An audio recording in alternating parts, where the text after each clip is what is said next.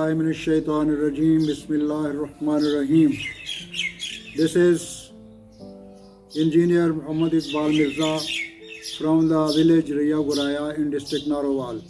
Today I will express my views regarding the current situation in the world. I mean the killing disease coronavirus. At present, the whole world is in the grip of the killing COVID-19 pandemic, which initially started from Wuhan, China, and now it has spread to 185 countries of the world, including USA, UK, Iran, Turkey, India and Pakistan, with 1.8 million confirmed cases and 113,000 deaths. Even the technically and financially advanced countries are not in a position to find a solution of this pandemic, and medical science has completely failed to find a treatment for this disease.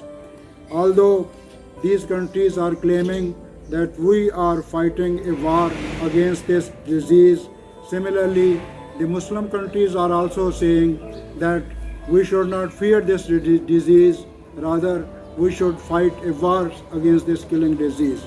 Now let us examine this situation in light of Quran and Hadith. Being Muslims, we refer to chapter number 30, ayat number 41, Surah Al-Rum, in which Allah Pak says, Zahar al-fasadu fil barri wal bahr bima kasabat aydin nas liyuziqahum ba'dallazi amilu la'allahum yarji'un. Corruption has appeared on land and sea because of what man's hands have wrought, so that he may make them taste the fruit of some of their doings, so that they may turn back from evil. Similarly, in chapter number 42, Surah Al-Shura, ayat number 30 and 31, Allah Pak says, وَمَا أَصَابَكُم مِّن مُّصِيبَةٍ فَبِمَا كَسَبَتْ أَيْدِيكُمْ وَيَعْفُو عَن كَثِيرٍ وَمَا أَنْتُمْ بِمُعْجِزِينَ فِي الْأَرْضِ وَمَا لَكُم مِّن دُونِ اللَّهِ مِن وَلِيٍّ وَلَا نَصِيرٍ. And whatever misfortune befalls on you, it is due to what your own hands have wrought. And He forgives many of your sins. And you cannot frustrate God's plan on the earth, nor you have any friend or helper beside Allah. These teachings clearly tell us that we cannot fight against the doom inflicted to us by Almighty Allah. Rather, we have to fall prostrate before Allah and ask for forgiveness of our sins. We have to retreat our covenant with Allah of repenting over our sins and not repeating them again. This way, we may avert this awful doom. Otherwise, we will be losers all the way. The benefits of forgiveness are clear in Quran, ayah after ayah. As a parable, we refer to Surah Hud and Surah Al-Nuh.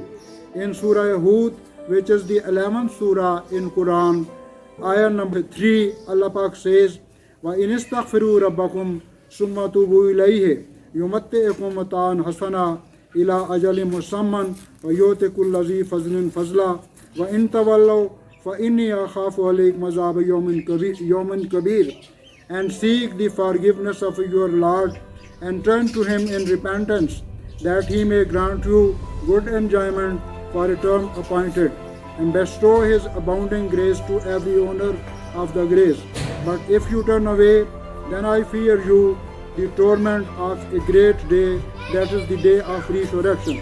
In Surah Nuh, ayah number 9 to 13, Allah Pak says, Summa inni alantu lahum wa asrartu lahum israra فَقُلْتُ اسْتَغْفِرُوا رَبَّكُمْ إِنَّهُ كَانَ غَفَّارًا يُرْسِلِ السَّمَاءَ عَلَيْكُمْ مِدْرَارًا وَيُمْدِدْكُمْ بِأَمْوَالٍ وَبَنِينَ وَيَجْعَلْ لَكُمْ جَنَّاتٍ وَيَجْعَلْ لَكُمْ أَنْهَارًا مَا لَكُمْ لَا تَرْجُونَ لِلَّهِ وَقَارًا.